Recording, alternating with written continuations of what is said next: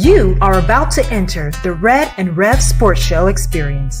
Get ready for some real sports talk from some real sports fans who were real sports athletes who have sports knowledge.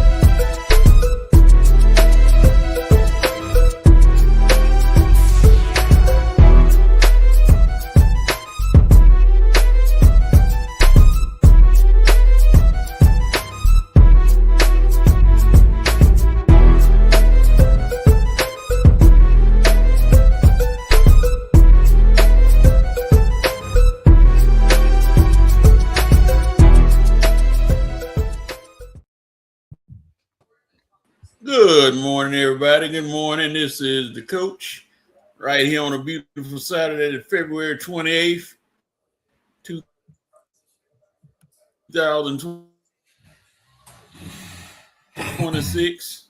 To talk about ranging from the Braves getting their own network, Kevin Durant sounding off on his critics. You got the combine. You got college basketball about to round out into full speed. And you got many other things going on. We're going to run the gamut today from, we may even throw in a little hockey. You never know. We do everything on this show. But come on in and join us. We welcome you. If you're not doing anything on a Saturday, come on in and spend the next hour or two with us. And we'll keep you covered on what's going on in the world of sports. Holla.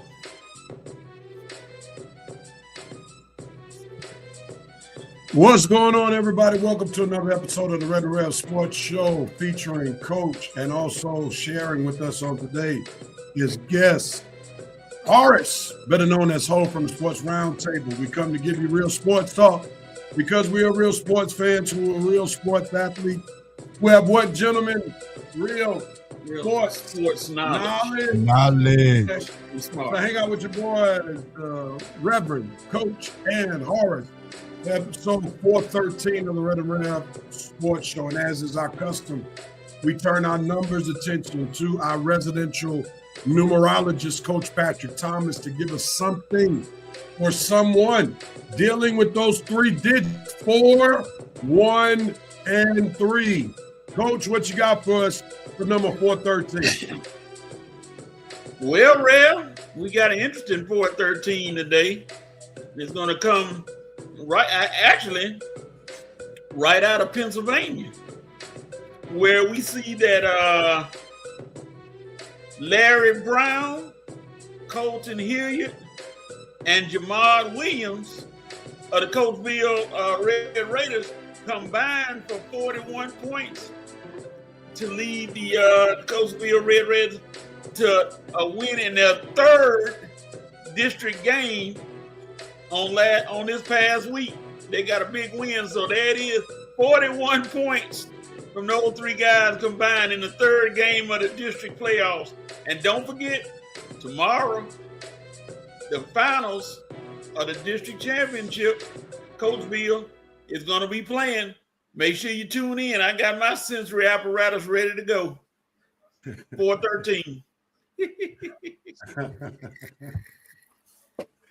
That was very interesting, Coach, to say that. now you about to make me fact check you just to make sure you didn't make that up. Yes, sir. I'm looking right at it right now. 61-54 the final. I'm looking right at it. All right. They beat is that game they beat Methacton? Yeah, one of them names that I can't pronounce. Yeah, Methacton. Yeah. Big ups to you, Coach. You have really become a supporter recently, watching the run of the team that I cover here locally where I live, Coatesville Basketball Red Raiders. I know Hoban looking at one of their particular players who's been linked to potentially going to Duke, named Colton Hiller. Yeah, don't make Coach have no breakdown before we start the show. Oh Lord. Yeah. So Coach, that was very creative. I didn't see that one coming. But big shout out. Yeah, I got to cheer for somebody since Midtown is not in the playoffs anymore, so I have to shift my attention. I got you. Cheer for somebody. I got you. All right, here we go. Harry Britton, good morning to you. Happy birthday, Art Rose. Oh, it's his birthday this weekend. I didn't know that. Yes, today. Today. Oh, okay. So that may be the reason why he's not on. He may be recovering from festivities last night. Winston, what's going on, bro? He said, chat, smash that like button. Y'all share. Appreciate you with the share love. VP's in the building, feeling a little under the weather. Join the club, man. But I'm here, dog, ready to slam down the Mucinex gavel. I'm with you, too, on Mucinex to begin another healthy session of the Red and Rev Sports Show. Hashtag Revenite Nation, be healthy and rise up. Appreciate you, man. Good morning to you, Harry. Thank you so much. And thank y'all for showing Red some birthday love. And now it makes sense why he said he may be joining us later. So who knows if he's coming here. VP said Coach reached deep in his bag on that numerology. That he did. And he definitely surprised the HECK out of me. So I appreciate that on today. All right. As Winston said, smash that share button. If you don't, please like and share. Don't mind. Who knows, your share might literally bring somebody else to the Revenite Nation, one of the best sports nation in sports talk. So please, man, please, sir, if you don't mind, hit that share button. And as I tell my church family, whenever I'm doing something virtually, I dare not ask you to do something that I'm not willing to do. So I'm making sure that I share on my social media outlets to let somebody know what they can watch on today and get some good, healthy, and wholesome sports talk. Also, we want to welcome Reverend Knight Nation, which we already did. Comments have already been shared. We truly appreciate Reverend Knight Nation. They help make this show what it is. Thanks to the VP for blessing us with hitting the gavel and on time. So we appreciate that, Mr. VP. Let's see if anybody else chimed in. So where is the Braves Network? We'll get to that in just a moment. For that's one of our hot topics on today. Let's jump into it, gentlemen. We normally start our show with what we call our dope, note, and cope moments. Our dope moment, what's our best exciting moment for the week? Nope. What we're still shaking our heads about, saying that it's not too good for that particular sports topic. And cope, what we're still trying to wrestle with. All right, so with that being said, Ho, we're going to start with you, brother. Ho, what do you do? I am doping on Ant-Man, Anthony Edwards. As much as he's been dragged through the media for his baby mama drama and things of that nature, he continues to show why he is unofficially the face of the NBA as he knocks down a deep three and goes on to tell his coach, I am the pass. You don't want me to pass the ball. This is what I do. So shout out to Anthony Edwards to showing his Atlanta grit as he hit a game-winning shot the other night. Excellent. Absolutely excellent. All right, Coach, what are you doping on, sir? I'm going to dope on Rev's favorite 2K player, Jonathan Kuminga, who has come into the Atlanta Hawks organization and decided, hey, if y'all don't want to do it, I'll do it for you. And it's shown out in the games he has started so far in 2 big games, over 30 points and contributing in all kind of ways to help the Hawks pick up wins. So big ups to Jonathan Kuminga, who joined the Hawks just a few minutes ago. All right. Yeah. All right, I'm going to have to dope on the San Antonio Spurs, who are just balling, have been undefeated for the month of February on 11-game winning streak led by that big beast Victor Wembanyama and then Stephen Castle doing his thing, Vassell doing his thing, then the rookie from Rutgers, Harper, is doing this thing. They got a well-oiled machine, and it looks like we might be up for another San Antonio dynasty in the years to come. So I'm doping on the San Antonio Spurs. Winning. All right, Coach, what are you doping on, man? My note moment goes to and he was one of my favorite, well, not favorite, but I like him, Lou Dort, for putting that little Mr. Wrestling 2 shoulder block on Nikola Jokic while he was running down the court and wasn't even paying attention. They got him ejected, even though they won. But Lou, that could have been a more serious issue than it was. As it was, nobody got seriously hurt. And I haven't seen Jokic look like that since his horse won in his derby. But you about to get slapped right then. Because that was unnecessary, Mr. Dort. Lou, if Jokic had got his hands on you, that could have been an interesting fight. And I know WWE is tonight, but we could have had WWE last night. Lou Dort, that was kind of childish. So he get my note moment.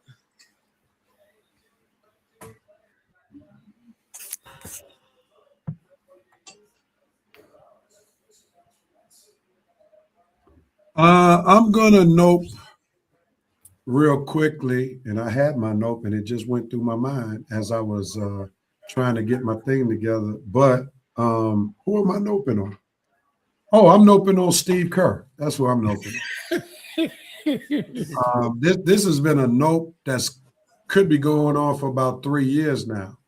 Many people like to credit him with the success of the Golden State Warriors, but I have to nope on him as a developer of basketball players.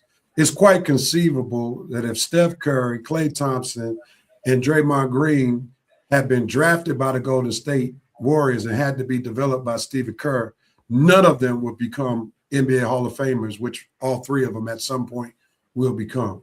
Because we have seen that any young player that has been drafted by the Golden State Warriors since Steve Kerr has been the coach, they have been, using the words of one of the good comedians, what's his name? B-Dub? Trash. We saw Poole, who's now trash. James Wiseman, trash. Jonathan Kuminga was trash for Golden State, might be a treasure with the Atlanta Hawks. Moody, still trash from where he should be as a third-year player. So I think it's time for us to make sure that we don't make the mistake of calling Steve Kerr a great coach. He's a great manager of talent that was already developed, but he's been terrible at managing and developing talent. So I just wanted to get that off my chest. I've been holding this one in for 3 weeks, especially after the Jonathan Kuminga trade. All right, Ho, what are you noping on, sir? I had two note moments, but I'm gonna choose one just to see Coach's reaction to this.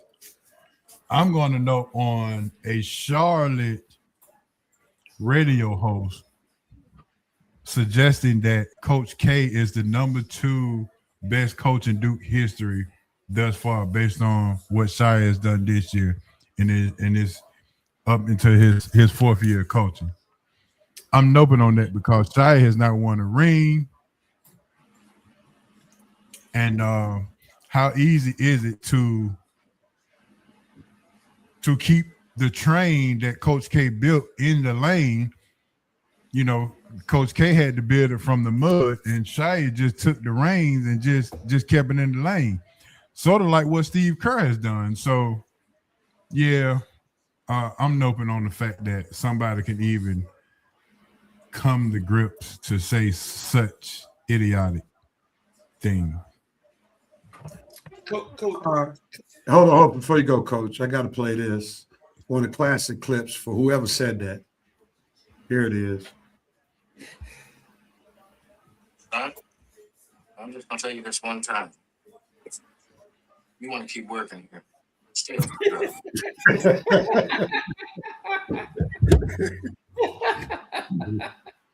Stay off the drugs, man. Whoever is trying to get that hot take. Exactly. Mr. McDowell from Coming to America says, son, stay off the drugs. That's blasphemy. That's blasphemy. Exactly.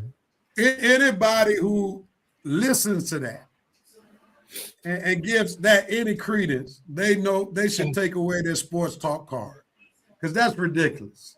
This man, Coach K, got decades and championships upon championships, and Shire had a team last year that should have won it and fell short.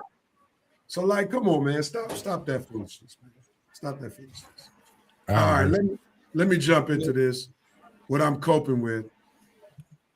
I'm coping with the fact that Kansas freshman phenom Darren Peterson all of a sudden getting well after all the backlash that he received this past week, taking himself out of game.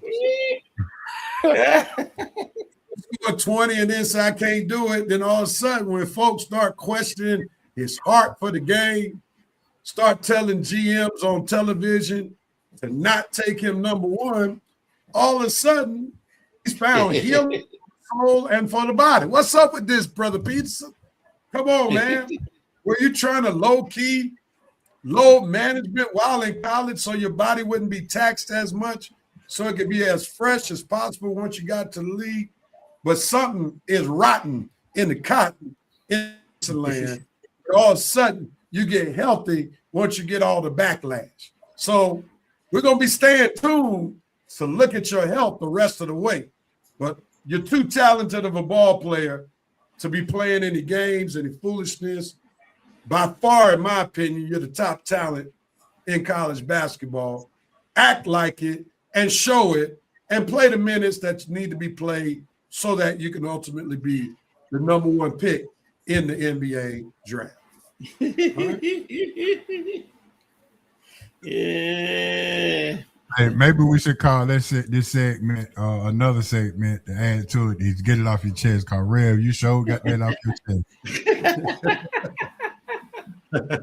I like that. I like that. All right. Oh, what you coping with? I'm coping with the fact that Jonathan Kuminga has come to the Atlanta Hawks to give them a boost as Jalen Johnson goes down with yet another injury. But once he comes back, I'm coping with the fact that Quinn Snyder, now, can we depend on you to develop these two guys and what we have coming off the bench with Corey and CJ coming off the bench shooting the ball? Can we actually get into the playoffs with what you have and the guys that you have been granted with? Kuminga a beast, Jalen has been a beast, and the rest of the Hawks has been doing what they need to do. So I'm coping with the fact that, are you going to screw this up, Quinn Snyder, or are you going to get us into the playoffs and show us that you are a coach that needs to stay for another year? We'll see. It's all in your hands right now, sir.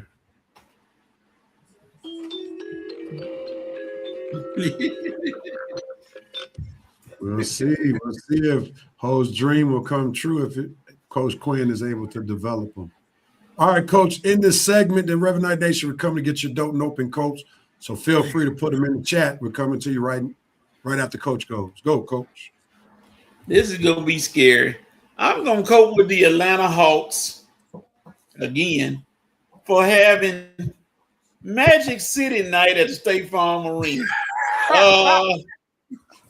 Hawks, are y'all in need of fans? Are you offering something that you're not gonna tell anybody until they get a certain ticket or something? Because this gonna what is it, lemon pepper wing night, I guess. And if you go to a certain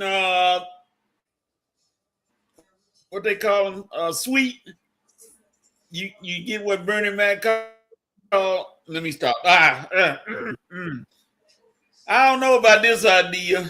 I'm sure it'd be well received by somebody, but I don't know. But hey, it's already in the works now. They done talked about it all over the world on national news. So enjoy Magic City night while you play the Orlando Magic. Maybe that's it. I am concerned.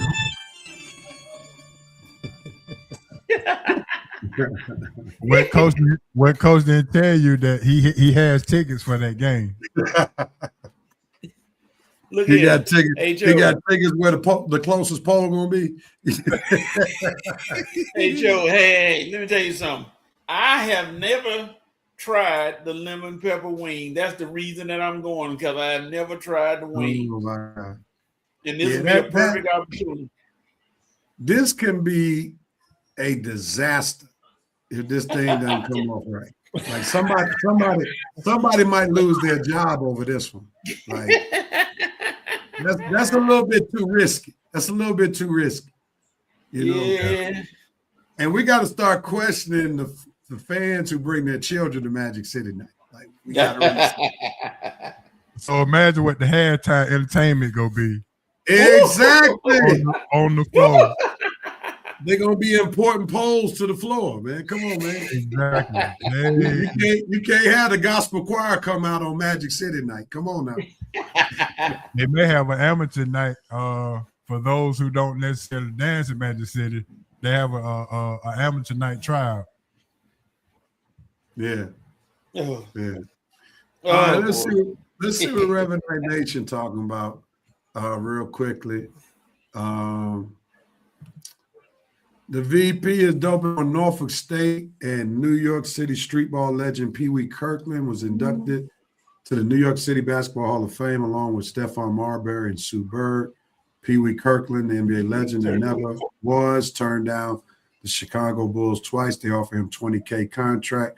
He reportedly pulled out of his pocket more cash than the proposed contract. Man, what could have been. Red is watching. He's doping On the ESPN Friday night matchups, both games were intense battles that went into OT and provided a possible conference finals preview for both sides. Red, that would be great if you would add the names to the teams. That would be great. Appreciate you, though. He said, Joker looked like he was possessed by the exorcist in that moment. Lou Dort hired some security, but he's talking about, I guess, OKC and Denver. The VP is double doping on U.S. women's hockey team for winning gold.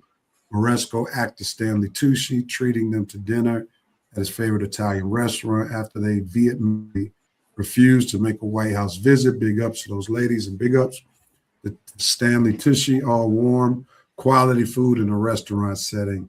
LOL. Winston is doping on Braun passing Rodman in career rebounds.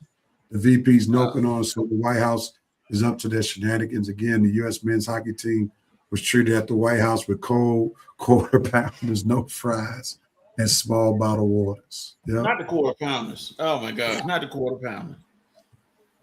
Red says Steve Kerr is just an overrated babysitter. That's a nice way of putting it. VP said, I think Coach wrote that article on Coach K. He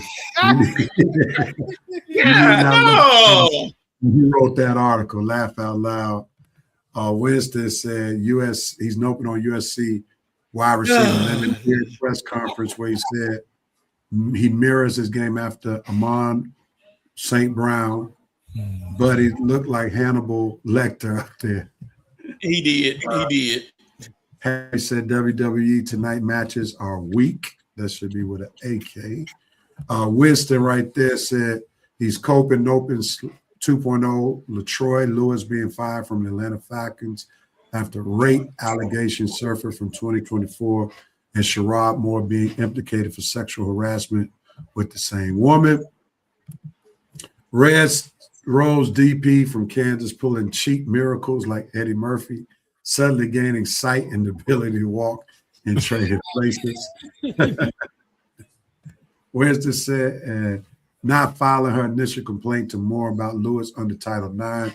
What's done in the dark shall come to light. Red says he's noping on Lakers for losing to 3 non-healthy teams after being completely healthy, shaking my head. Harry said Magic City Night is genius and T.I. to perform. No, it's not.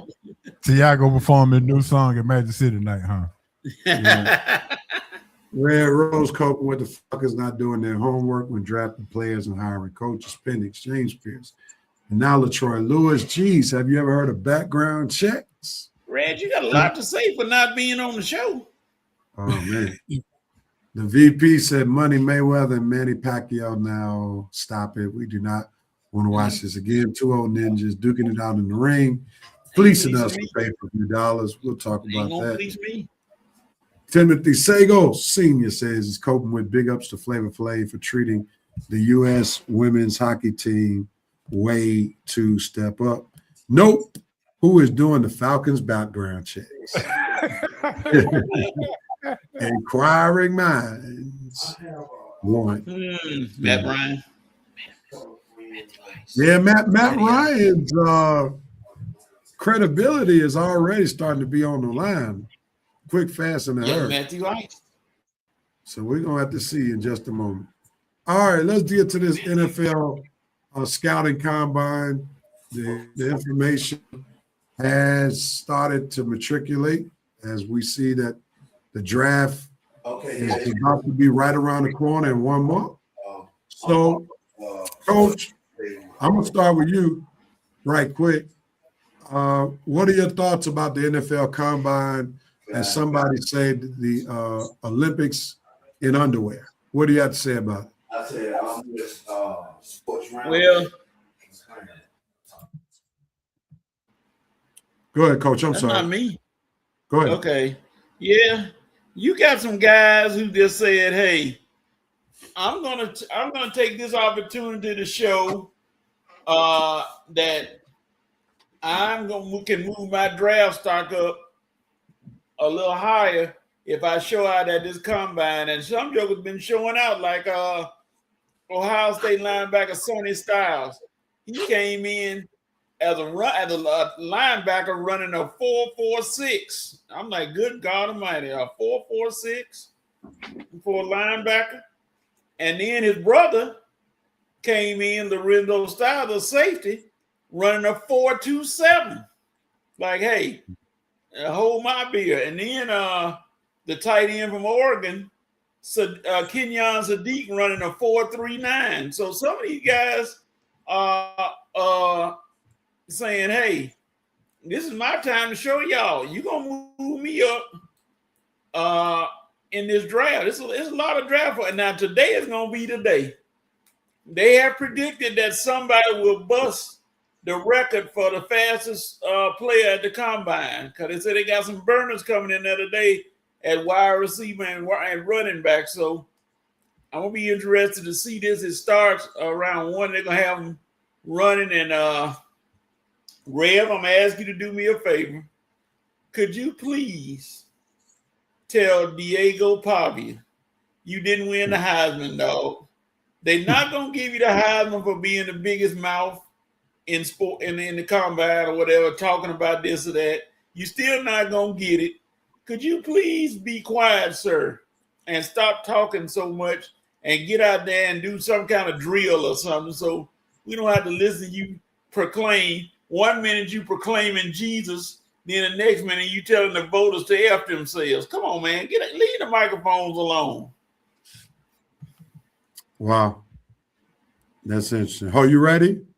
Yes, sir. Yes, sir. Yes, sir. What you got to add to what Coach was saying? Listen, believe it or not, I'm going to concur with Coach, even though he liked this, he liked that weaker blue, but that's we'll forgive him for that. But I say this combines, I say a lot of teams are going to miss players based on their first initial take. And how they may not look at the numbers at this the underwear Olympics, and how these tight ends and defensive linemen are really, and the edge rushers are really putting up some real good numbers here. And I think that the NIL money that these players are getting, they are investing in nutrition, or they're investing into the bare buns delivery system. But whatever it is, they show putting up some good numbers. So I think a lot of teams will miss their players that they actually need, because it is some guys that's putting up some real good underwear Olympic numbers right now, especially at the tight end position. So I agree with Coach. Underwear Olympics.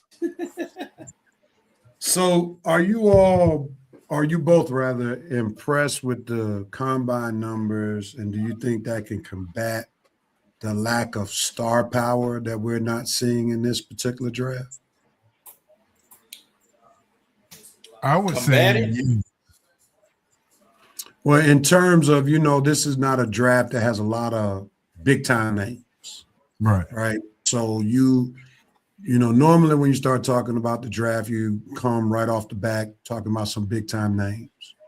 But you both have talked about some remarkable numbers that are being put up. So what I'm saying is to negate the big time names that are missing across the board in this particular draft, like even when you look at the quarterback position, after Mendoza, everybody else is a crapshoot when it comes to quarterback. You look at the running back position after Jeremiah Love, you don't really have anybody highly touted. So are these combine numbers good enough to combat the lack of star power that's not in this draft?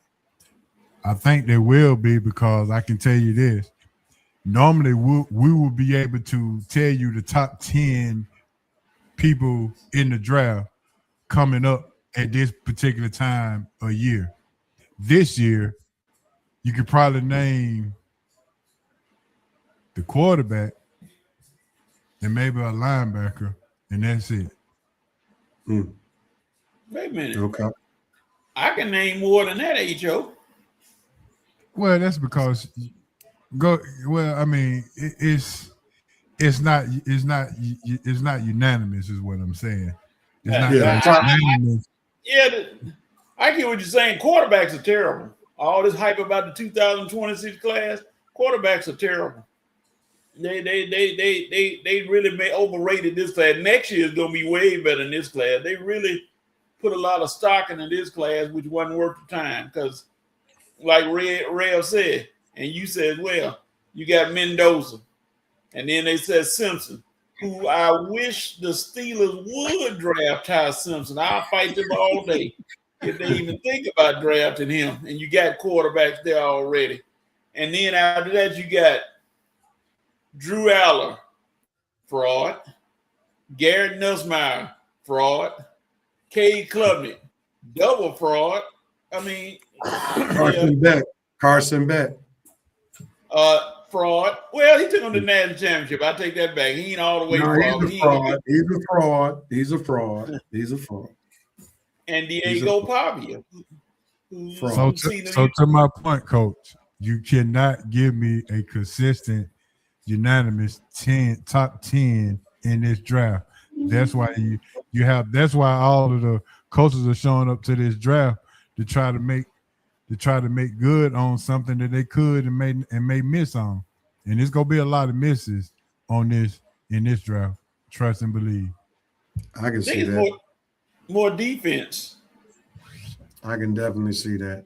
Let me go to some of these comments. Timothy Sago said, why HBCU players are still getting snubbed? It's a shame.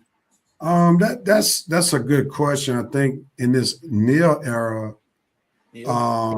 HBCUs are going to be hurt because a lot of their top players, once they have a good season, they're trying to transfer, which minimizes the effectiveness of the HBCUs. So now, back in the day when you had like a Poole or a Shannon Sharp that would stay for 2, 3, 4 years, now these HBCU players, as soon as they have one great year, they're going for greener pastures to get that money, the D1 programs. So when you have that dynamic, that's going to hurt HBCUs long term, because the mindset is, all right, as soon as you ball out, you leave the HBCUs. So we might not see as many HBCU players get looks at the next level, since a lot of them are leaving after 1 year to go to a bigger program if they have a big season.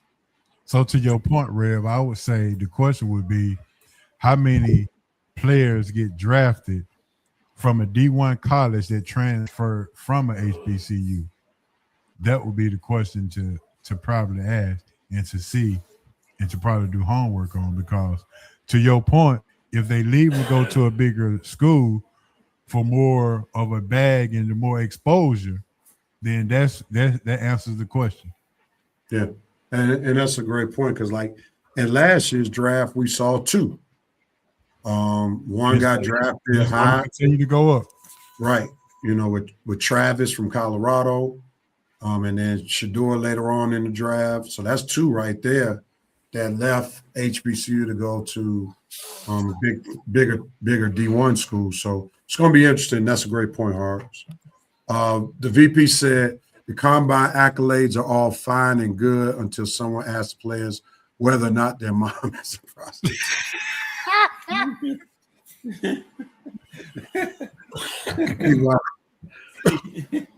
Winston said the Styles brothers lit the combine up. Sadiq was already the #1 tight end on draft boards, but he's just locked in unless he can only lift 225 pounds 10 times. LOL.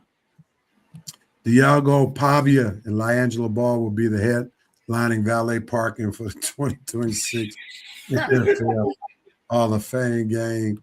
Red said Diego Pavia is going to talk himself into a really bad situation, starting not to like this kid starting. Okay. Winston says Sonny Styles had the same 40 time as Bijan and same broad jump as Julio. That's impressive.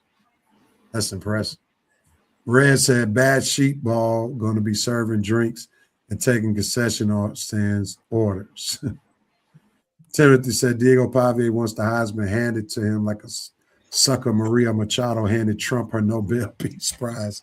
Go take several seats. Joe Black, who's coming in on YouTube as I am Jameson. Carson Beck is fraud.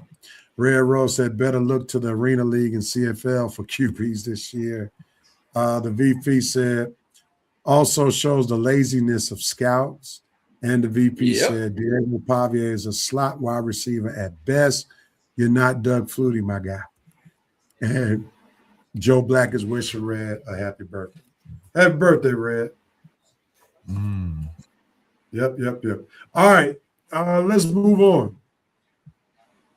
And we're going to talk some pro basketball. Should the NBA 65 game rule be removed? That's pertaining to players not being eligible for postseason awards such as MVP, Defensive Player of the Year, and the like, because they did not play 65 games, and we got a couple of players that are teetering on not being able to be MVP, and like Jokic, you can only miss, I think, a couple more games. Shai Gilgeous-Alexander only can miss 9 more games, and a couple other players who are almost at that point of missing too many games. So should the NBA remove this rule? Coach, I'll start with you. What are your thoughts? Absolutely. Yes, they should. I mean, here's the simple situation. Okay, a player plays. He has a possibility of getting hurt and then not making 65 games. Say he makes 60. Simple solution. Don't vote for him. If he doesn't play enough games the way you feel he did enough, don't vote for him. How hard is that? Simple solution. No problem. No big deal. No fuss about anything. Just don't vote for him. Vote for somebody else who apparently played enough games to qualify. Get rid of this rule. This rule is dumb. All right, Coach. I got a bone pick with you. Oh, yeah. You say get rid of the rule, but then you say to the voters, if they don't play enough games, don't vote for them. So why not just why just not put the rule intact if you're asking folk not to vote for them? Well, basically, again, I forgot I'm combating your logic again. I keep forgetting. I have to stop when I'm thinking about that. I say that. But what I mean is, say a guy plays 64 games and has a great season. Is he going to be punished because he's not playing 65? Because he got hurt playing the game? It's not like he sat out. It just, I know what they're doing it to stop this low man with Joker just sitting out not playing. What if he legitimately got hurt and he played as much as he could, he ended up playing 64 games and averaged triple-double? Are you going to punish him for missing that one game extra? So basically he's saying get rid of the rule while use discretion and let it be contextual. Is that what you're arguing?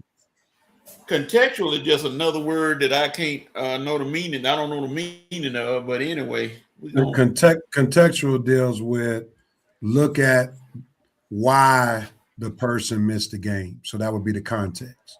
So if it's legitimate injury, okay, that would be the context of why they didn't make the 65 games. Right. I like I said, the rule is to punish these people who just going to sit out games.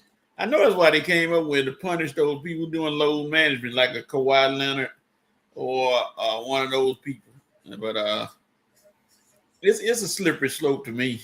I just don't think it helps. I don't know what I'm saying right now. I got confused all of a sudden. You went contextuality. All right, let's go to the comments, and we're gonna come to you, and maybe Coach might develop a more informed thought that he can articulate. Yes. Well, I told you earlier why he root for the wrong blue. That's why he's confused. The VP said no, it should not be removed. Notice we're talking about this in the load management era. Never talked about this before. I guess Red had to be talking about good point to the VP, not what Coach just said, because Coach still trying to figure out what he was saying. So the VP says 65 games is 79% of games played out of the 82. That's fair. Play more games so that you can be eligible. Folks are spending their hard-earned money to come see you. You're sitting out just because. And you know what that stands for right there. All right, Red Rose said these lazy players don't deserve accolades if they're in street clothes most of the season. VP said, note to the Red and Red Sports Show fans out there. If Coach shows up as your lawyer, oversized suit and fumbling briefcase, you're going to jail, dog.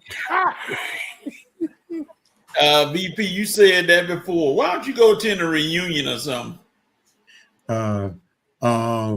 Red Rose said, if it were me, I'd make it 70 games. You shouldn't miss more than 10 to 12 games and expect awards at season end. Timothy Sagos, look at Rev using words like he graduated from 225 certified. Absolutely not. It's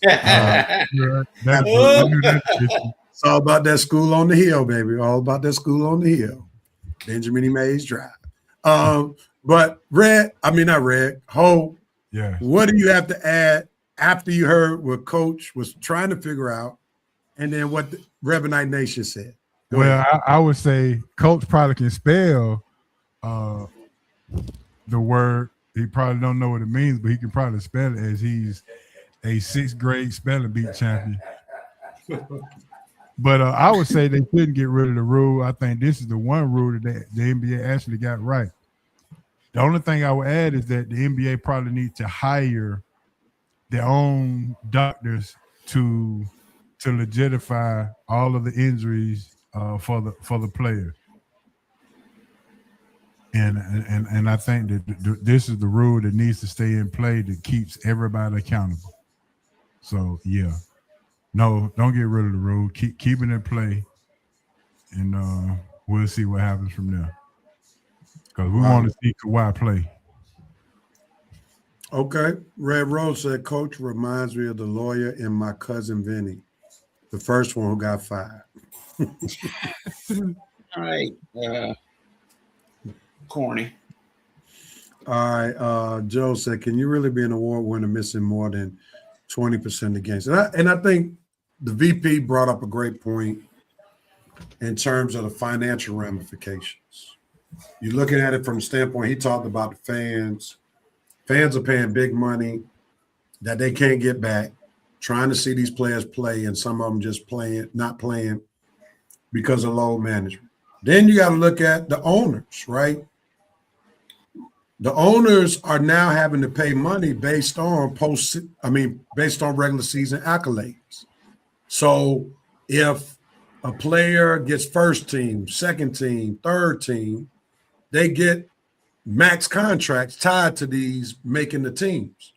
So from that standpoint, I think there got to be some rules as well, because if I'm an owner, if we talk about the best ability is availability, and I got to pay this guy a max contract because he made the first, second, third all NBA team only playing 40 games, that ain't helping me out long term. And that's what the player can negotiate, because those are the rules. So as the rules work for the players, if they make these teams, at some point the rules got to work for the owners as well as work for the fans. And I think that's only fair why they got these things in place, because I remember the year Joel Embiid, I think he was up for MVP or something. He only played half the season. And I think it was Rookie of the Year. Even though he was in the second year, he only played half the season if he played that. It was up for Rookie of the Year. And he had no business being in the conversation. So I think this rule is fair in light of what the VP talked about, load management. Just like the NBA had to change the All-Star game because the All-Stars didn't take it seriously, the NBA had to intervene again and try to do something about a problem that is very paramount in the league. And they had to stop this foolishness where guys are getting paid, guys are getting accolades without any consequences. So I'm all for. But okay, I'm all for the rule. Go ahead, Coach. I get what you're saying, but I know, and I like I said, the rule is in place to punish those people. Go ahead, Coach. I'm sorry. Oh, the rule is in place to deal with those athletes who try to use load management. That's what the rule is. It's for them, you know. But if you have a guy that played only 40% of the season and you still are voting for him, they need to take away your voting privileges. That's your fault. That's the voters' fault. That's dumb. You shouldn't even be allowed to vote if you give an MVP consideration to someone who ain't played, barely played a fourth of the season. Come on. That should be a common sense thing. You can't give them anything. It's to stop the low management people. But I mean, after all this, okay, we're gonna keep it in place. But like I said, I just would hate to see somebody like Nikola Jokic, who ain't my favorite player, but he's still a great player, fall under that threshold where he missed that next game because he get hurt or because Lou Dort decided to go WWE on him again and knock him out, and he missed a game, and boom. That ends his chance to get the MVP or anything. Well, Coach, there's a such thing when it comes to the voters where they said you got to save people from themselves, right? And you keep talking about voters having the ability not to vote for a particular person. One of the things you have to understand is that that's a difficult thing, especially if a reporter is in a particular market. And the market may call on him to have to vote for somebody who only played 40 games because that's where that person gets their money and their clout from being a reporter. So if it were just national analysts that vote for this thing, that's one thing. But you're talking about people who are in different regions where a lot of what they say and do can be somewhat dictated by the market that they're in. So that's not always an easy thing for reporters to say, well, I'm not going to vote for this guy who this fan base wants to be voted for no matter how many games they did not play. So sometimes you got to save reporters from themselves. And the rule does that, save them from themselves. This is where the NBA can implement doctors to legitimize the injury. In that way, if it's a legitimate injury based on the NBA, then he doesn't lose a game because of that. So he can still qualify based on the legitimacy of the injury. The only thing about that whole is if it's a legitimate injury, but they missed 30 games, then what? Well, you have to go back 30 games to check out. To make sure. You have to do it from the beginning to make sure that it is a legitimate injury. And if that's the case, then it would be communicated to the team that this is not a legitimate injury. He needs to play. And once that is done, and if it continues to sit out, then let the team be fined for not playing a player that's not legitimately hurt.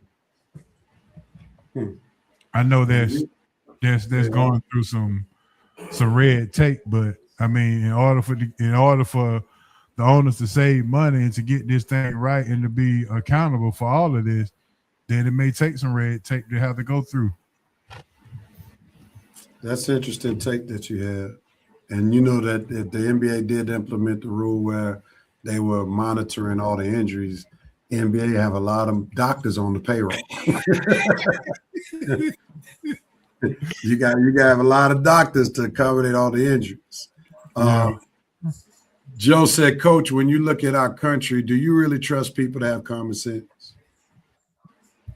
Well, you know the old saying, it ain't common sense because everybody ain't got it, so it ain't common, in the story. Yeah. Okay. Good. Winston said, keep it in place, but lower it to 60 games or put the type of injuries being an exclaim or disclaim. Injuries being okay. If you miss 3 weeks with a high ankle sprain because someone undercut you on the landing, that's not on you. That's a fair point. Like if somebody intentionally hurt you, then those games shouldn't count against you. Well, see, that's to the legitimacy of the injury. Going back to that again. Yeah, that's interesting. That's something to explore, especially if it was out of your control. And if it was, that's a fair point. But you know what though? To come to think about it, it is a fair point. But just like anything in the hood, we'll figure out a way to get around it, because we can go to the doctor right now and get a doctor's excuse for work and say we shouldn't come to work because I'm sick. But you're not sick. But you can get a doctor excuse to say that. Yeah, that's a fair point. Fair point. Yeah. So then you got the NBA doctors being on players' payroll to say that I'm legitimately hurt when you're really not. Yeah. Yeah. Red said, Ho gonna turn the NBA into the pit. Rev. Go ahead. VP said that's fair, Winston. Make it 62 games. You play 75% of the games. You're eligible for awards. Red said we're going to have doctors and nurses everywhere. Go ahead, Coach. Yeah, Rev, you made me think about the time, and you'll know this. When you are a coach in high school, those kids have to turn in physicals, and the physicals have to be signed off by a doctor in order for them to play. How about I had a young fella who decided to put a fraudulent name on there, and thank the Lord above, we checked it before we let him play, because I was saying to myself, dog, that could have been a serious situation if he got out there and tore his ankle and he didn't have a legit doctor and we let him play, and that's a job loss. Yeah. So, yeah, you got to be careful. You got to be real careful. For sure. VP said NBA doctors could be up to their shenanigans. Doctors working for the NBA, there could be some biased diagnosis all over the place. That's a possibility. It's a possibility. All right, let's move on real quickly to this college basketball notes. Coach, anything stands out to you with the college basketball landscape right now? I just want to ask you all a question. What do you all give a percentage on what do you think the Miami of Ohio team goes far into the NCAA tournament, even though they are 28-0 right now? Give a percentage. That they remain undefeated? Yeah. Maybe 1%. Maybe 1%.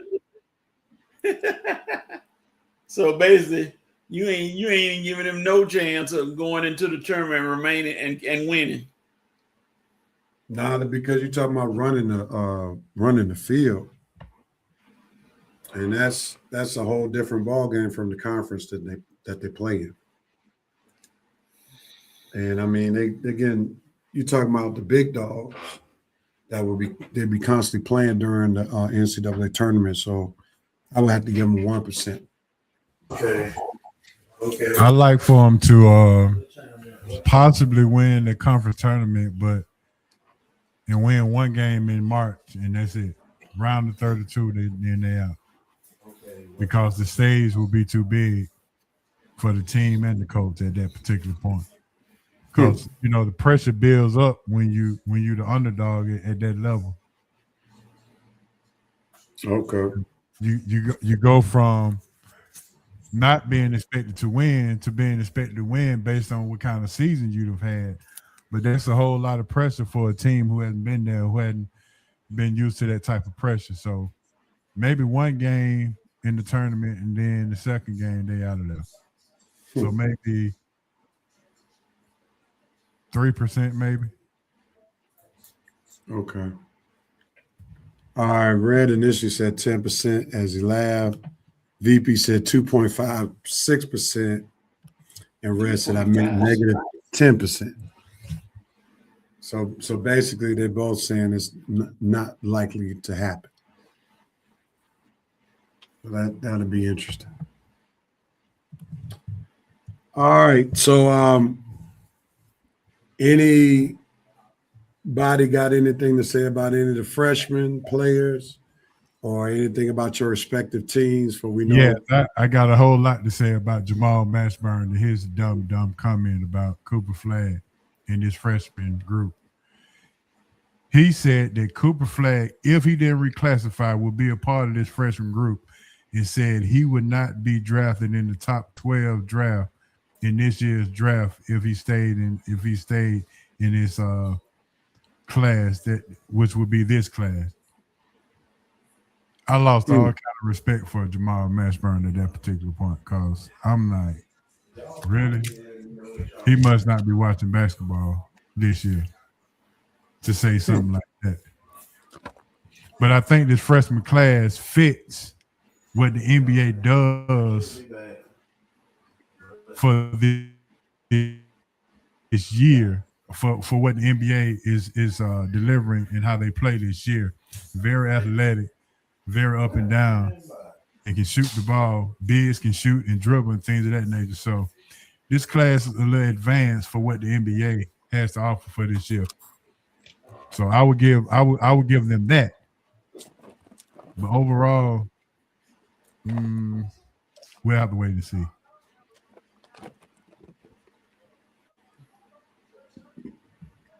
all right. VP said Jerry Stackhouse must be smoking on that icky. What Stackhouse got to do with anything? Yeah, I was wondering where he came out with Stackhouse. Yeah, I'm not sure. VP, you must be smoking on something. What Stackhouse got to do with this? Maybe it's this. He says the Red Hawks will go down in the Sweet 16. All right. Whatever. Winston said, Red Rose said, Jamal Mashburn, what he up to these days? ESPN fired him a long time ago. Winston said, Jamal had to been drunk when he said that. Coop would have been top any of the last 23 drafts. All right, we're going to push the pause button there, and we're going to take halftime of the Red and Red Sports Show. Thanks so much for you all tuning in to the first half. We gave you our dope Nope and Coke moments. Talked a little NFL Combine. We talked NBA standards for post regular season awards, and then also we just got through talking about our college basketball notes. On the other side, we're going to talk a little bit about the Braves, Kevin Durant, the Braves. And we also wish Red a happy birthday, so let's not leave that out for the first half. We did, and we do. And we hope that he doesn't do anything that'll get him in trouble on his birthday. Rose, and we'll talk about Rondell Moore as well. So a lot of this stuff is coming up on the second half of the Red and Red Sports Show, featuring Coach and having our special guest, Hope, on today for the Sports Roundtable. We'll be right back.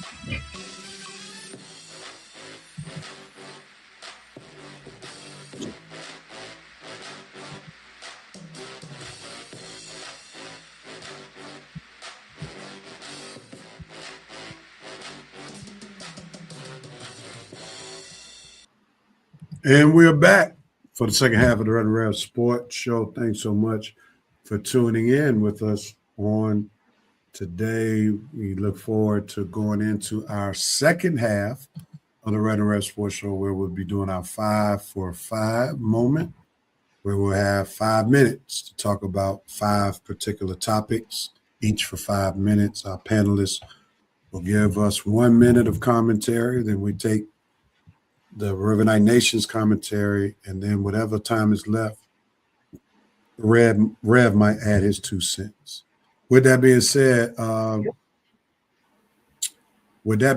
let's see. Red Rose said, thanks for the birthday wishes, Rev Coach and Ho and the entire Rev Night crew. Much appreciated. Good deal. VP said, cut off your mics when on break. Tidbit of advice. Red has to be reminded to mute when he uses the bathroom. Tidbit is tidbit, Jerome. TID. Tidbit, not tidbit. You just called the VP Jerome. You meant to say that? I know. Yeah, because that Jerome would spell like that. Yeah. He'll make a spelling faux pas like that. So. Oh man, Coach done called the VP Jerome Case. Lord have mercy. There may be backlash. There may be coming. It's coming. All right, let's get to this 5 for 5 where we have 5 hot topics that we'll talk about 5 minutes each. Panelists, again, will get 1 minute to talk as freely, 45 seconds. Individual screen, 15 seconds. Corporate screen, if you go over that minute, I will politely put you on mute, go to the next person, or we go to Reverend Night Nation. All right. The VP said LOL and Q Lunit, so we will follow those directions, and I believe he did spell Lunis correctly, Coach. And Winston messing with you, Tidbit, Norbit. Take us in time. I like that. All right, we're going to cue Lunis as the VP instructed. Let's do that in 3, 2, 1. All right, let's get it rocking. The Red Rose said vengeance will be the VP. LOL. That's funny. All right, let's get into it, man. First hot topic. The Atlanta Braves said, you know what? We're not relying on anybody else to cover us. We're going to cover ourselves and start our own network because we got it like that. Let's start with Ho. What's your thoughts, man? Hey, great move. The only thing I want to know is now, will they be able to spend some money on pitching now that you got a network that will bring you back some money, hopefully? That's the only concern that I have. Now will you be able to go into the purse or wallet, whichever you choose, to spend some money on some decent pitching now? Because you're letting all the pitching get away. And signing Chris Sale to an extension is not going to help us this year. So I'm concerned. But great that we can see the Braves, even though I have my 5 stick and I can get it. I can get it anyway. But good the Braves got their own network. Maybe that will influence some of the other Atlanta teams to get their own network. We'll see. Coach, what you got? Smart move by the Braves to extend your reach out to the audience. It made me go back to those old days of the powder blue uniforms and the Superstation. That's all you see, Braves baseball when I was down in Mississippi in my crooked letter. We always talk about Braves baseball on the Superstation. And now the Braves are saying, hey, we want to keep it going, we want to extend our market out. So could possibly get some free agents to see this and say, hey, they got a good team. Let me see if I can come in there and join. I don't know. So good move by the Braves. All right, let's see what Reverend Night Nation has to say, if they have anything. Winston said that's a boss move, dog. Brave just opened up multiple new streams of revenue now. They reinvested back into the team for assets. That's the hope, and that goes back to Ho's point, hoping that assets that they gain from having a network will materialize and being able to pay some folk to get on the team. The VP said, the old days of WTBS, the Superstation, low-key Ted Turner was an innovator.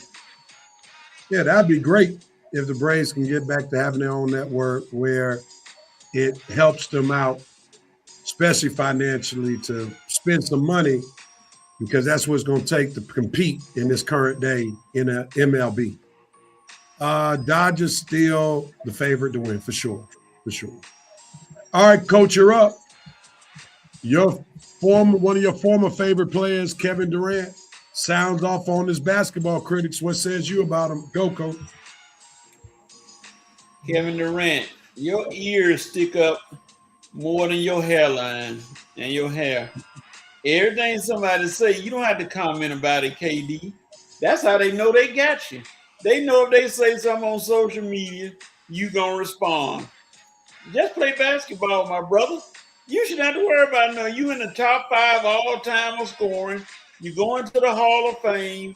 You are an established basketball player and one of the greatest scorers in NBA history. Why you worry about some guy who on time he played basketball was when he tried to shoot his underclothes into the clothes hamper? I mean, come on, man. You argue with somebody like that? Let it go. You done what you need to do. Stop being so picky. I can use that word. All right, go ahead, Ho. What you got? Yeah, I agree with Coach once again. The ears are very, very sensitive. I mean, what did you expect from Kevin Durant? You know he's going to be listening. He got so many Twitter handles that he hears every single thing. And the one thing that you love is basketball. So anytime you critique anything about any kind of basketball, he's going to respond and he's going to be rabbit ears. But other than that, I mean, I would say continue to be great and do great things. Kevin Durant is missing a role model because there are plenty of superstars at his level that would treat this as water on the duck's back and just let it roll off. But his superstardom hasn't gained that maturity yet. But one day maybe it will, but it's running out of time. But still a great player, but very, very sensitive. And I think he'll go down in history as that. All right, let's see what Reverend Nation got to say. The VP said the Durantula again, brand new with that new skincare endorsement, CeraVe.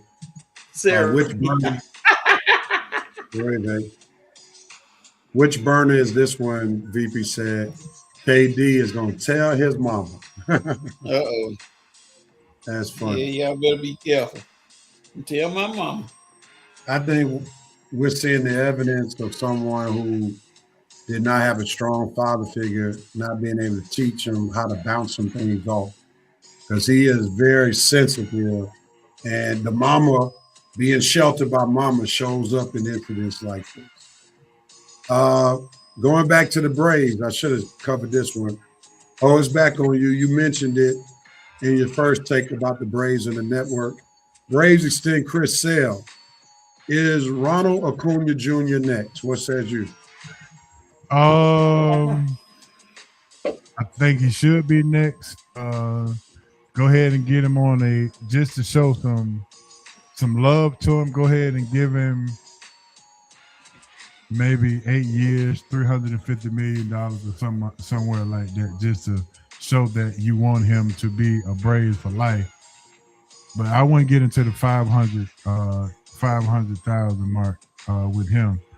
But signing Chris Sales, okay, cool. But what do we have for this year?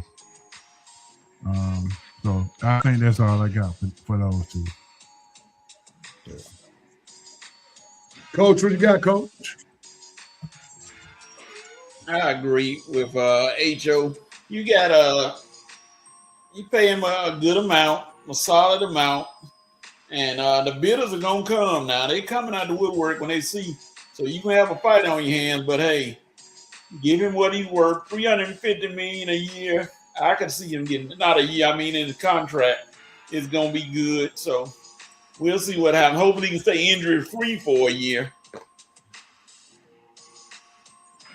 All right.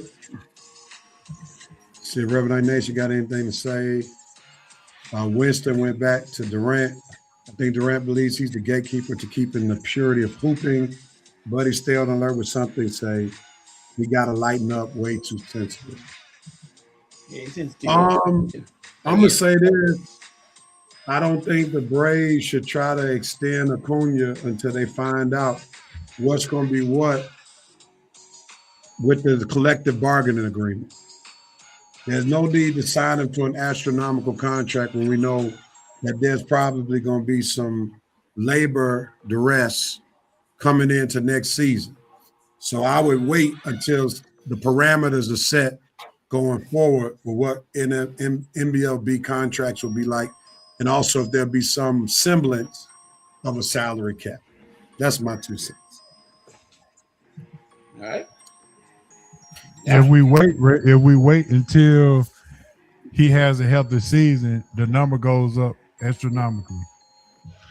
Well, I think it's going to go up anyway because he's been drastically underpaid.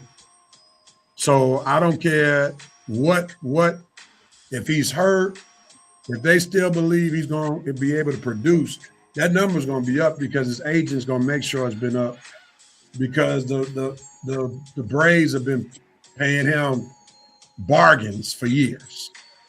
Well, it seemed like they knew something because out of the contract, out of the whole contract, he's missed 2 seasons. So I think that balances it out. So the Braves' point is, I can pay you now $350 million, even though you've been hurt two seasons out of the contract that we've already paid you. So moving forward, this is just something to let you know that we still care about you. We still think you're a part of the team. So let's go ahead and give it to you now, just to show loyalty and faithfulness. That sounds good, Hope. Yeah. If I'm Ronald Acuna Jr.'s agent, I hear you, but I don't feel you. After you've been paying me for all the production, regardless of my 2 injuries, $12.5 million a year. That's his average salary from the contract that he's currently on. Meanwhile, you get somebody like Juan Soto Jr., who's played around the same amount of time, and his contract is 15 years for $765 million. But he had missed 2 years though. Yeah, but are we still saying even with 2 injuries, Ronald Acuna is a $12.5 million player? I'm not saying that, but what I'm saying is being hurt goes on your resume, and I don't know what's to come if you hadn't proven to me that you can stay healthy. I agree, and that's even more the reason why they're going to go for the astronomical number because of his injury history. So, like, there's no, I don't think there's going to be any bargain, hometown discount, because the Braves, if we're honest, they basically got over on Acuna in a legal way. He accepted the contract, right? That contract is well below his worth at this juncture, while, to your point, he's had 2 seasons in the injuries. But then the man had a 70-40 season that is well worth 30-40 million a year. You know what I'm saying? And it looks like he might be back to the old Acuna because yesterday's spring training game, he stole 2 bases He hit a in grand one slam. and a grand slam. So, you know, Yeah. So give 350 in incentive base that can go up to 450,000. how many years you giving him 350? 8. So you're talking about 44 a year. Yeah. That's a pay increase. That's a pay increase. Yeah. I mean, There's no doubt about it. yeah. That's a pay Because increase. now you've covered yourself. You're paying him now before anything else happened with this bargaining agreement. You just got a brand new television network that can bring in some money that guarantees that people want to see Ronald Acuna in Atlanta. He's eyeballs that can bring you eyeballs to the Braves network. So to keep him you're gonna really pay the network will pay him just from the network alone. And then I cover myself by making incentive based to make sure that he stays healthy. Okay, that's fair. And if I move him down in the order to the 3 or 4 spot, that can guarantee that I keep him out of harm's way. That he don't have to get on base and try to steal. He can just be a RBI guy. Well, you paying him that 40 million to be what he is. Part of what he is a speed. Yeah, we can use that speed in the outfield and catch balls. All right.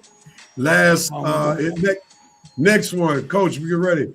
Falcons fired their assistant coach because of rape allegations. What you got to say, Coach?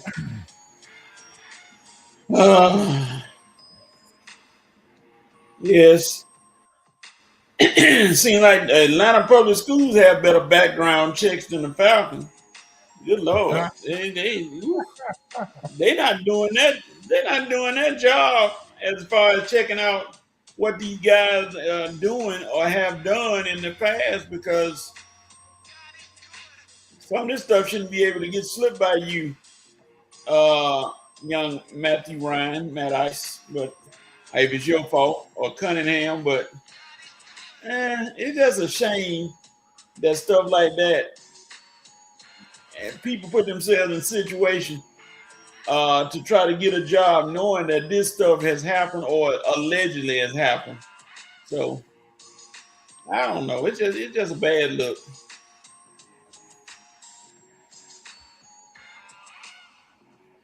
It's finally coming out. That Arthur Blank and the leadership of the I was gonna say Atlanta Braves, but the Atlanta Falcons have turned their head, even though they say they don't want the Thuggish Ruggish bone in Atlanta. And it seems like that if you do other kind of under the table type of things, that it's acceptable. But this is absolutely unacceptable. So yeah, this is terrible. Background checks needs to be a must when you get this type of job in the NFL. All right. Let's see. Going back to the Acuna, the Jose 8 years, 350 million. Dude, we Braves, not the Dodgers or Yankees. Yeah, but with a new TV network, you could be. He says, I don't think the Braves will ever give anyone a $300 million deal. We said that about Austin Riley. He got 250. All right. Magic City does better background checks than the Falcons. Winston said the only saving grace for Matt is that Moore swept this matter under the rug for 2 years, but the chickens are coming home to roost. This offseason for the Falcons is showing leadership needs change. When Vincent said, when are these ninjas gonna learn? LaTroy embarrassing the answer. Yeah, that's I'm an unfortunate. ancestor. All right, hold on you, man. Is Rondell Moore suicide sending a message? What said you? There's only one phrase that could that makes sense, and that's mental health is very, very serious, and we have to take it serious. The mental health is serious. The man had no backup plan other than football, and it showed with the suicide. He had no other option other than football, and when he couldn't play, then this is what you get. And it also sends a message that football players, any kind of athlete, please take care of your body so you can stay healthy, because it shows the injuries can take you out of here sooner or later. But mental health is real. Coach? I mean, this just shows that people who you may think have it all together may not have it all together. You know, people can be the richest person in the world and they have problems that you don't know about. If they keep it hidden, if you don't talk to people or, you know, check on people or, you know, if you don't notice things about people, something happens all the time.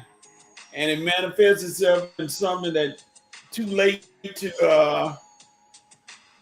deal with. So, yeah, we need to check on our people from the bottom to the top, no matter how happy they are. Because this is, like H.O. said, this is real, very real. And it's scary to be that real, but it's a part of life. All right. I think this discussion, I'm going to turn the music off.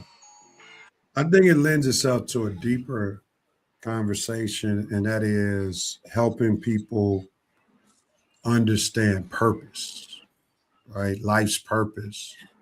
And this is the danger when life revolves around a game.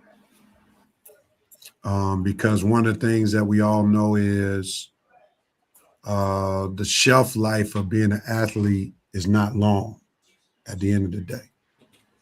So there has to be some discovery of purpose, reason for being beyond just a sport. And I think if we are able to help people understand that well before they get into the sport, then that will give people reason and purpose for living beyond just playing a sport.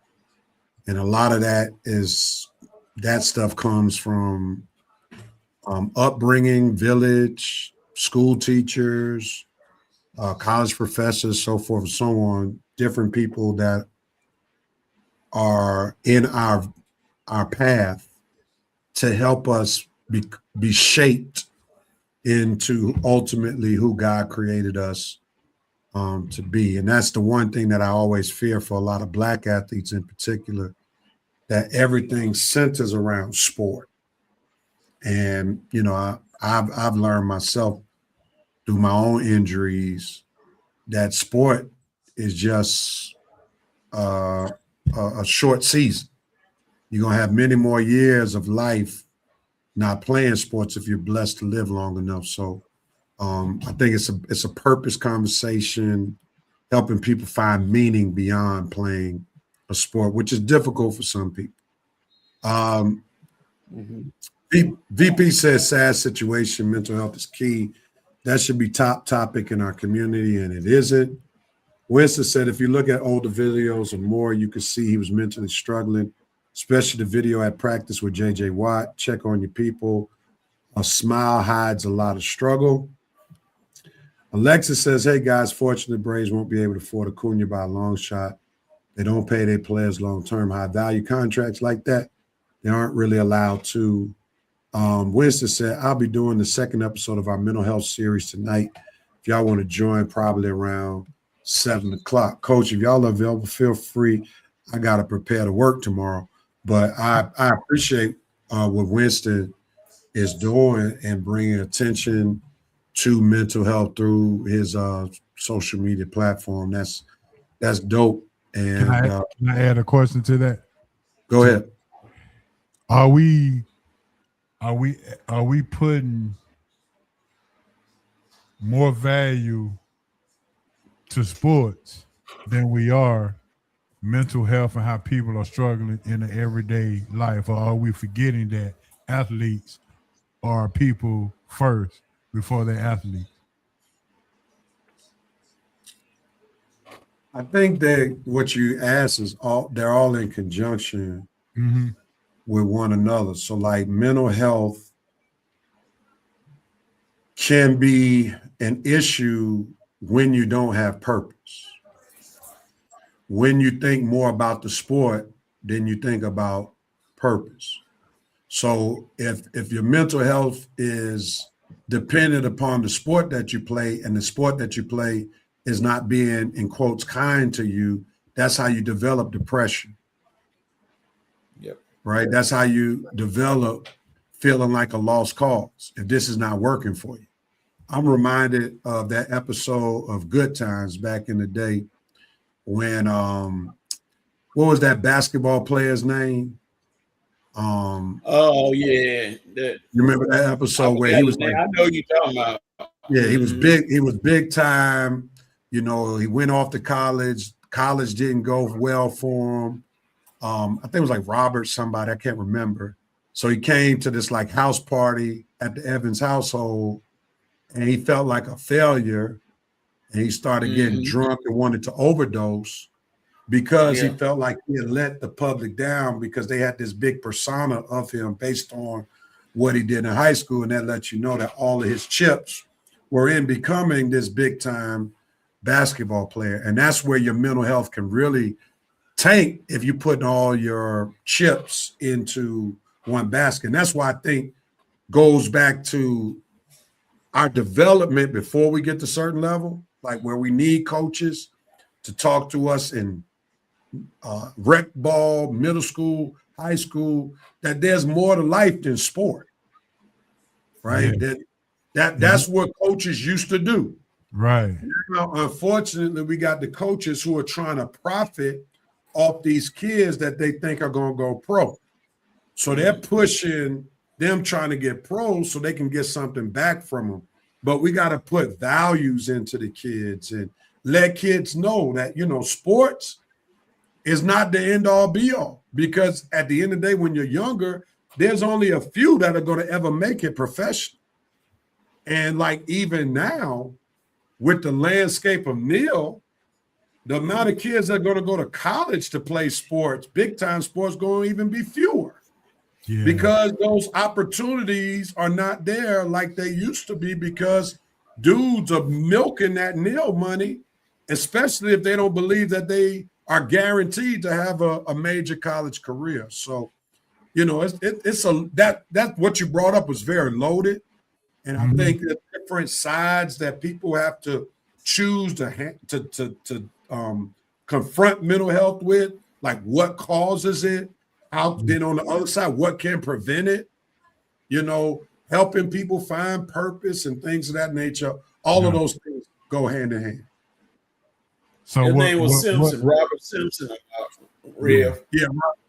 Simpson. What we can't ignore is that mental health has a lot of extensions: childhood trauma, depression, also dealing with peer pressure, as Len Bias had to deal with peer pressure, and that took his life away, trying to do drugs and peer pressure as well. So it has a lot of extensions to it that we may not pay attention to, that we need to bring to light as well. That it goes far deeper than just suicide and suicidal and depression thoughts.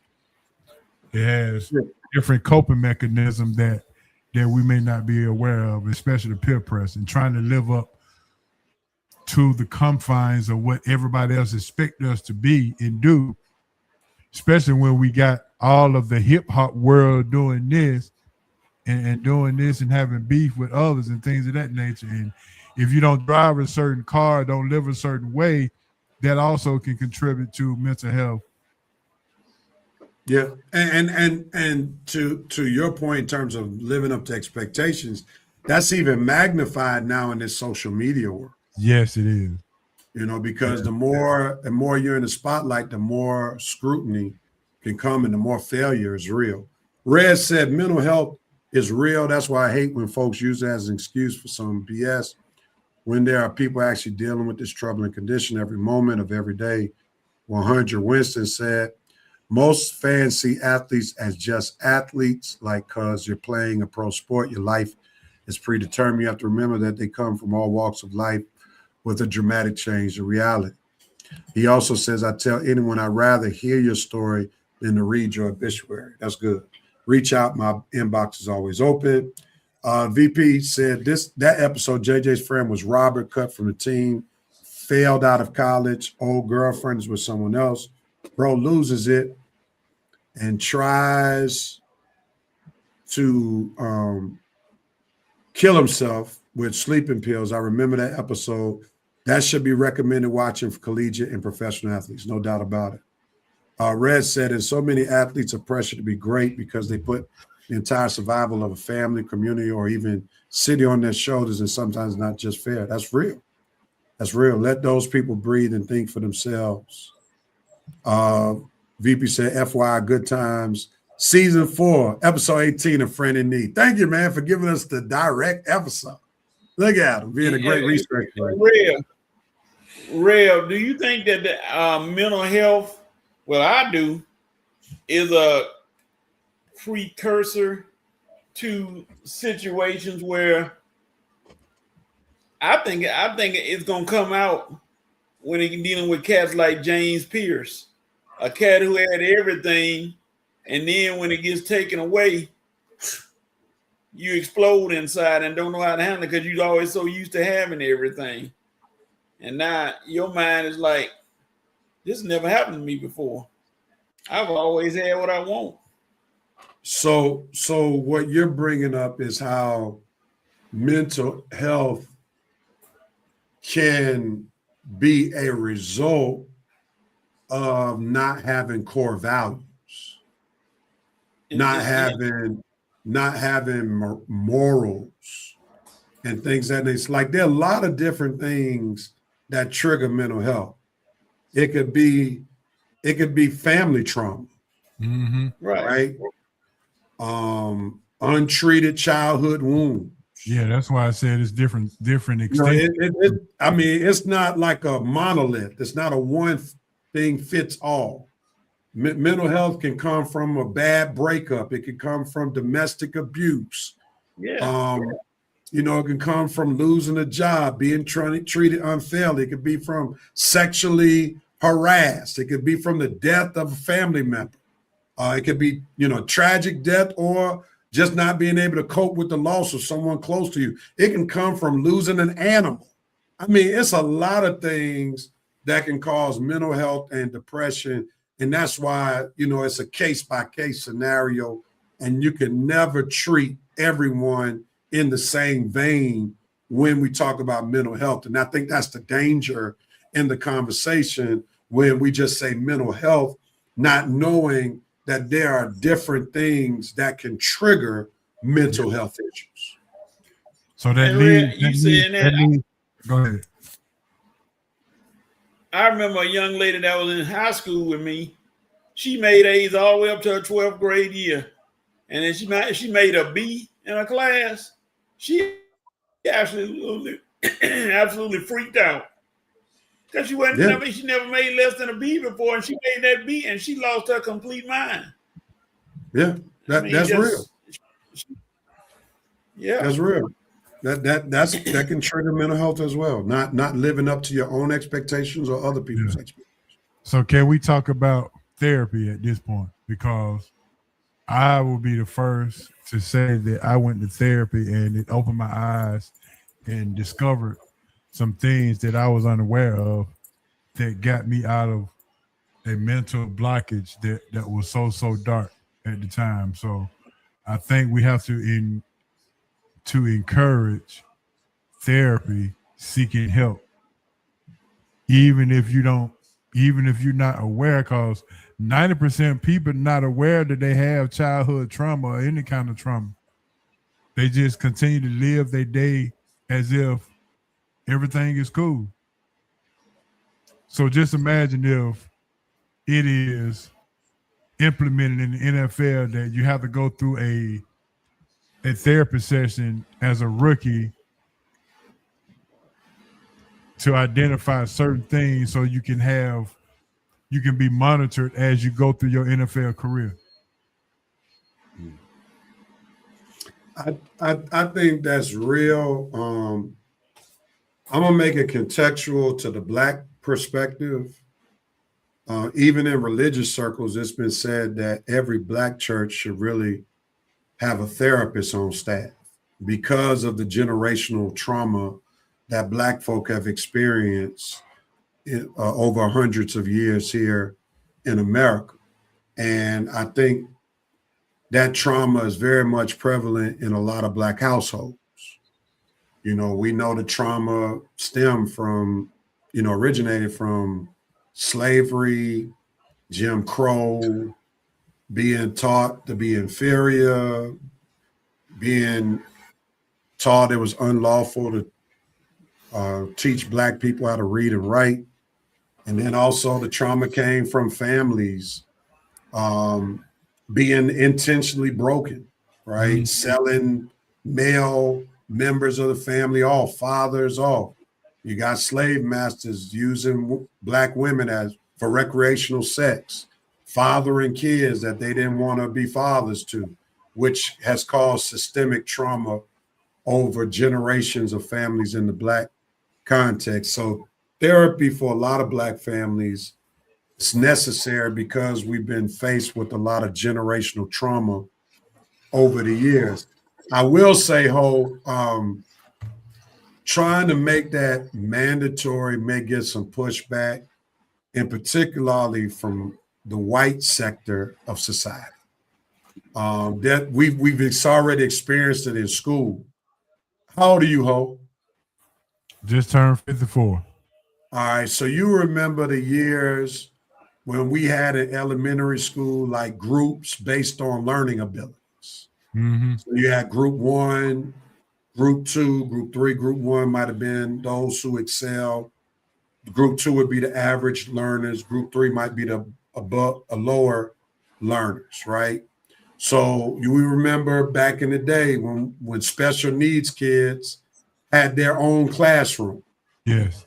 You know what I'm saying? But we know as time went on, those things got decimated because there were persons from the white culture who didn't want to embrace the fact that their kids may not be as good of learners as other kids. So that's when we started mixing all the kids together. Even if they had special needs, they started mixing all the kids together because they did not want their kids to be labeled as such with some type of learning disability or just having a problem with learning at a certain pace.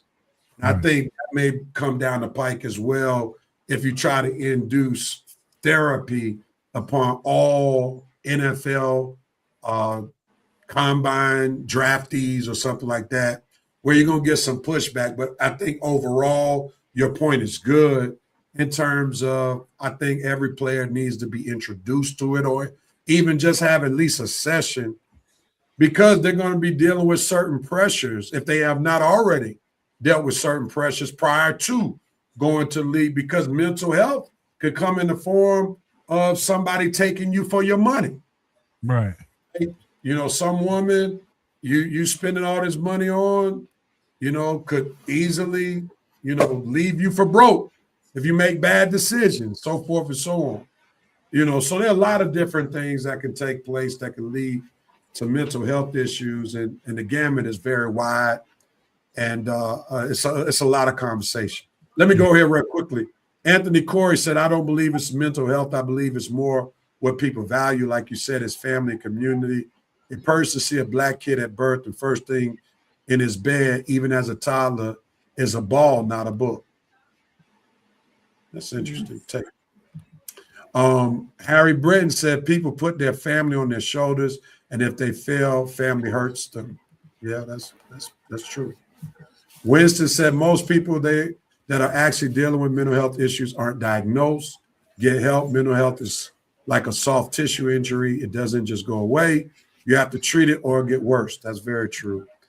Winston says Steve Smith had a line that stuck with me. He said he went to therapy and found out that the way he was moving was not normal, so that he was bleeding on people that didn't even cut him. That's very true. Again, back to the NFL, but he volunteered and went. Imagine if he would have went as a rookie instead of a retired player or a player that's late on in his life, in his NFL career. Just imagine what type of person he could have turned out to be if he'd have went during his rookie year. Yeah. Yeah. And to the point, like a Ron Artest, who was dependent, he was taking care of his family and just getting robbed by different people. It's so many different ways. Yeah, it's a lot of stuff. You know, you look at somebody like Lonzo Ball, you know, who couldn't even trust his own dad. Yeah, because his dad allowed his business partner to take some of their money away, and that caused a rift, and that could easily cause trust issues that can lead to mental health issues. So the gamut is so wide, and it's nothing that we should play around with. And I think if they don't have them, every NFL team should have mental health counselors on payroll. Yeah.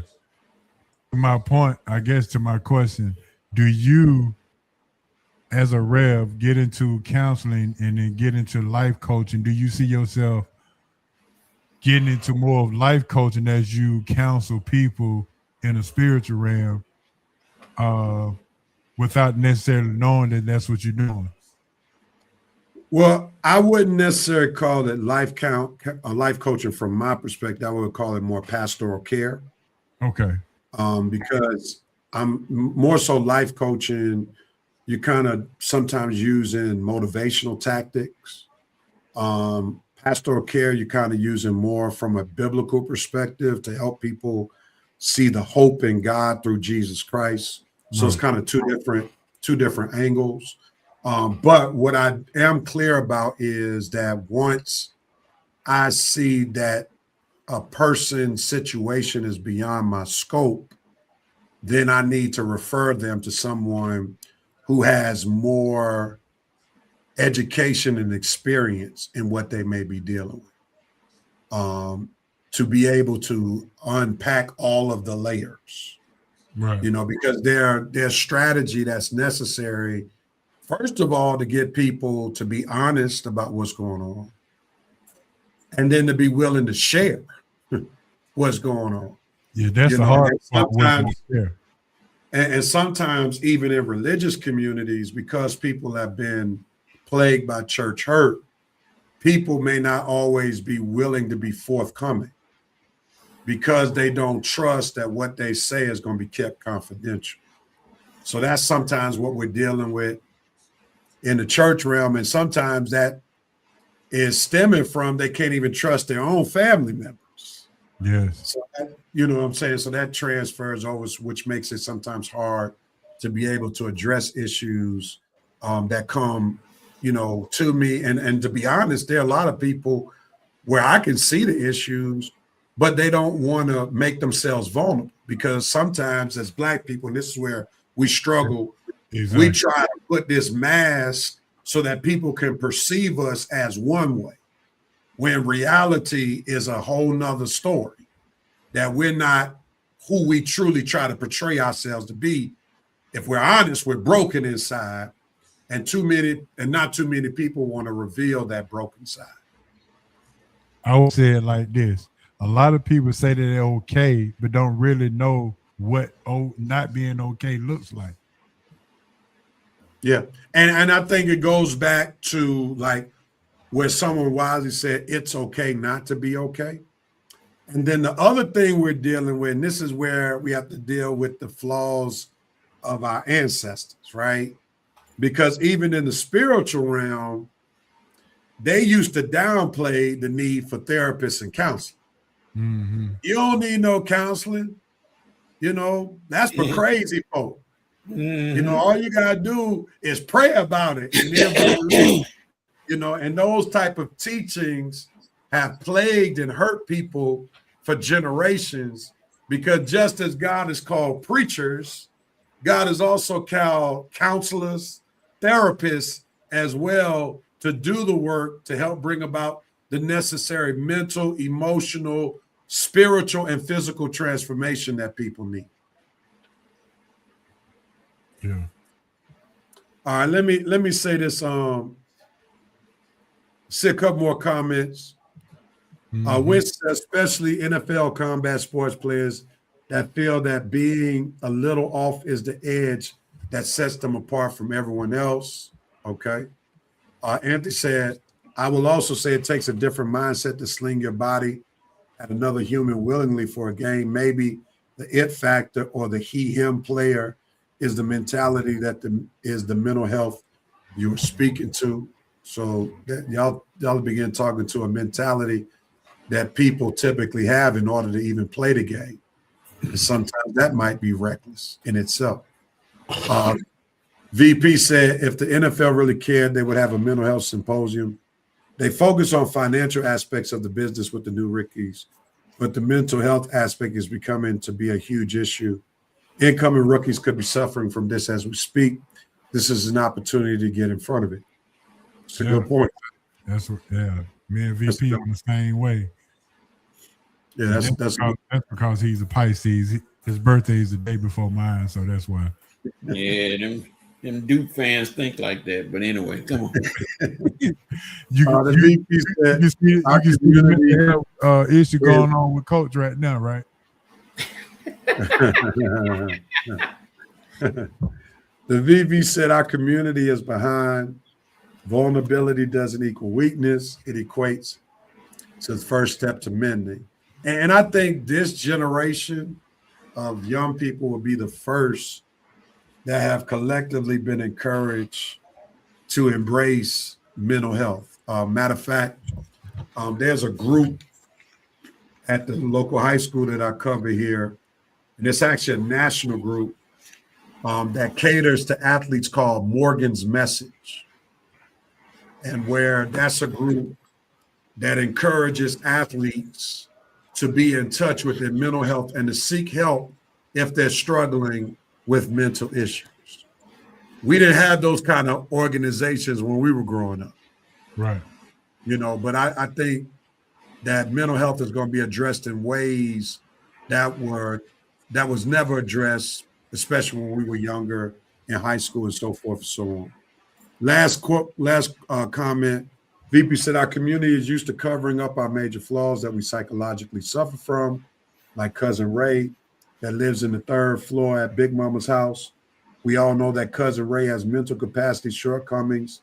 He's special. No, Ray is retarded and needs extra help, but we don't seek that help, sweep it under the rug.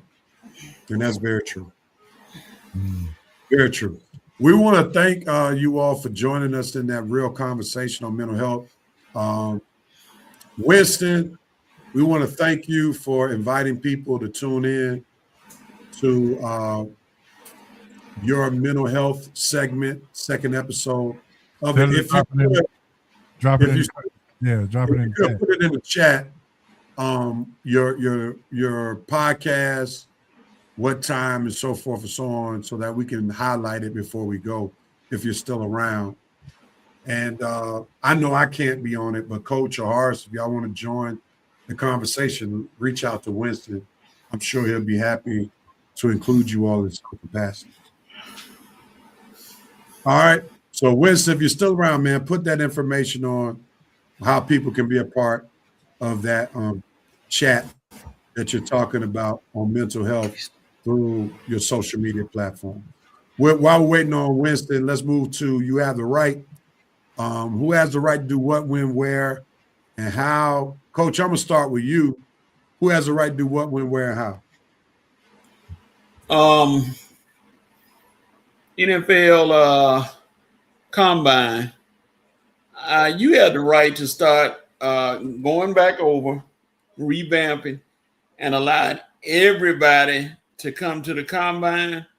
I know, like I said, there's one one HBCU kid from Arkansas Pine Bluff there, and somebody will say that the HBCUs have their own combine. That's because they're not invited to this one, so they got to do something to get their kids looked at. So NFL, correct that and just make it a universal combine if you don't mind. All right, who has the right to do what, when, where, and how? Atlanta Falcons, the draft is coming up. You have the right to hire a third-party institution to do all of your background checks and to make sure that everybody you draft, I don't care, to the point where you want to know what lunch period they had. Do a background check on every single thing, and especially mental health, and to understand everything that's going on with who you draft. You have to understand who you're drafting and who you hire as well. So the next person that they hire, do a background check on them as well. And that's all I got. I'll join in the You Have the Right party. NBA, you have the right to find a way to swap games out when marquee players are not available for national broadcasts. I'm tired of watching nationally televised games and the marquee players are not present. Like, for instance, the Detroit Pistons played Cleveland in the first game of a doubleheader last night. And even though Cleveland played well in that game, I don't want to watch a game when Cleveland doesn't have Donovan Mitchell or James Harden. All right, learn how to flex that game out, because these nationally televised games are not watchable when you don't have the marquee players playing. So I'm hoping that you all find the right to tweak when those games will not be as televised and just swap with somebody who has another game so that the nationally televised game can be something that is very appealing. Yeah, exactly. We want to see Coco Jones on the sideline. Coach Lala go get you for oh, dog, my bad. Ooh, look at the time. All right. Did Winston do what we asked? No, not yet. Not yet. All right. Well, if we get the information, we'll try to share the link. Yeah, just drop it in the chat there. Yeah. Diego Pavier. Keep talking. Keep talking. You will have the right to use your degree to referee rec ball on weekends. He said Diego Pavier will be coaching rec ball in Bloomington, Indiana. That's funny.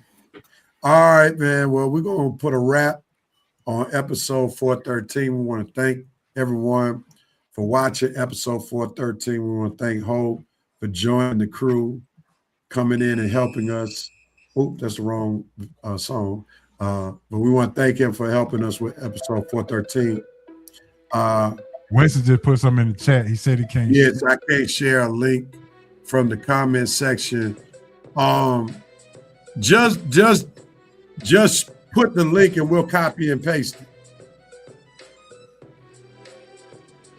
Or should we just tune in to the show tonight? Yes, well, we're trying to get the information so people can tune in.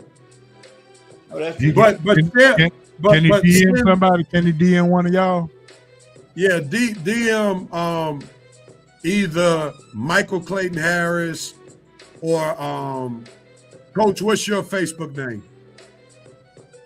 He got my Facebook DM, so he know it. DM Coach the link.